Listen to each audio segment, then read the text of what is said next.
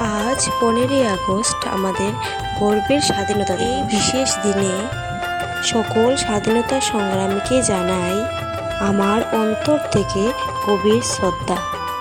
স্কুলে পতাকা উত্তোলন করার পর ছোট একটি সাংস্কৃতিক অনুষ্ঠানের শুভারম্ভ করা হলো।